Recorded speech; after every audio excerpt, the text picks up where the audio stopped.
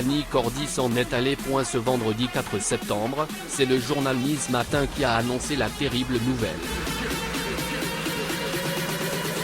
Les détails révélés. Après l'annonce de la mort d'Annie Cordy, ce vendredi 4 septembre, l'émotion est vive. Sur les réseaux sociaux, de nombreuses personnalités tiennent à rendre hommage à la chanteuse. À l'instar de Jean-Luc Herman qui a partagé une vidéo plus que poignante. La chanteuse belge s'est éteinte à l'âge de 92 ans.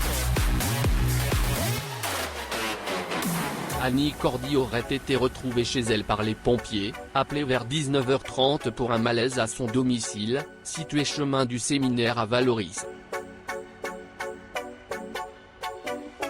Sur place, les pompiers ont malheureusement constaté un arrêt cardiaque.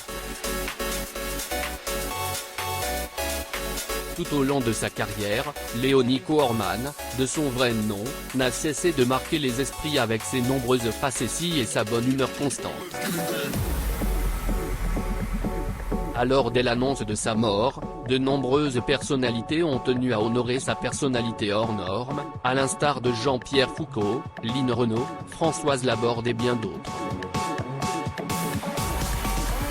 De son côté, Dave a vanté les qualités de celle qui a été son amie pendant si longtemps, et avec qui il a tant partagé à ses débuts. Annie, je la considère, je pèse mes mots, comme une amie. Et donc, quand on perd une amie, on est défait. Et je suis défait, a confié le chanteur sur BFM Télévision, bouleversé d'apprendre cette terrible nouvelle. Les dernières images d'Annie Cordy. De son côté, Jean-Luc Herman a quant à lui adressé de tendres mots à la mémoire d'Annie Cordy sur son compte Twitter. Cette semaine, Annie Cordy m'a envoyé un thé. Annie, je ne vous oublierai jamais, a écrit l'animateur de TF1 en légende d'une vidéo. Un enregistrement sur lequel Annie Cordy apparaît radieuse et enjouée, comme à son habitude. Annie Cordy, bonjour Jean-Luc, bonjour à vous tous, j'espère que vous allez passer un bon moment. Profitez, profitez. Vive la Belgique, vive la France. Je vous embrasse. Déclarait alors la chanteuse.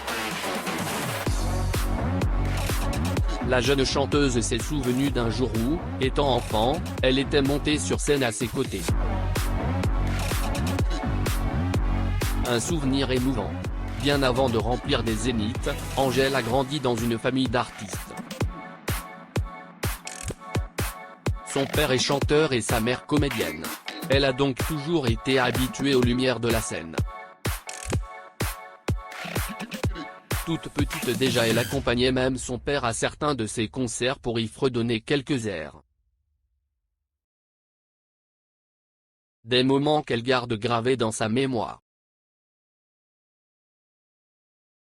Alors qu'Annie Cordy, née le 16 juin 1929 à Laeken, est morte le 4 septembre dans sa demeure cannoise, Angèle s'est souvenue d'un jour où elle avait partagé la scène avec elle, son père et sa mère.